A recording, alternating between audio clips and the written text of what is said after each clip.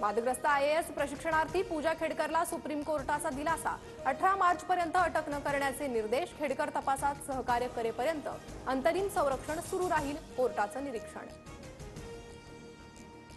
मनोज जरांगेंनी उद्याचं साखळी उपोषण 15 दिवस पुढे ढकललं।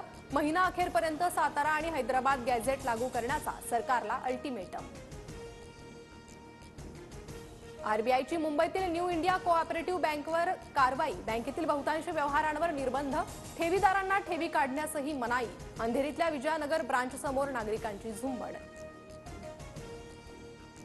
बहुचर्चित छावा चित्रपट प्रदर्शित। शिवप्रेमींची उत्कंठा शिगेला। चित्रपटाचे ॲडव्हान्स बुकिंग पाहता बॉक्स ऑफिसवर धुमाकूळ घालण्याची शक्यता। शिवजयंतीपूर्वी राजकोट किल्ल्यावरील पुतळा उभारणीच्या कामाला वेग। शिवरायांचा पुतळा उभारण्यासाठीचे साहित्य मालवणात दाखल। पुतळ्याच्या चबुतऱ्याचं काम जवळपास पूर्ण।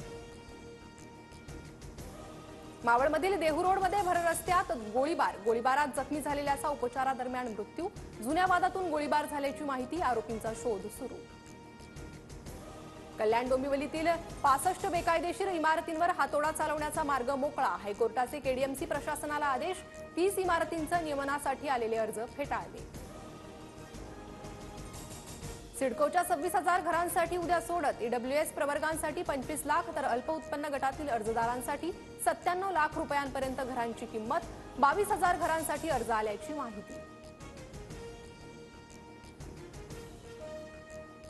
रणवीर अलाहाबादियाच्या अडचणीत वाढ। रणवीर अलाहाबादियाची सुनावणी घेण्यास सुप्रीम कोर्टाचा नकार। आसाममध्ये युट्यूबर रणवीर अलाहाबादियासह 5 जणांविरोधात गुन्हा दाखल।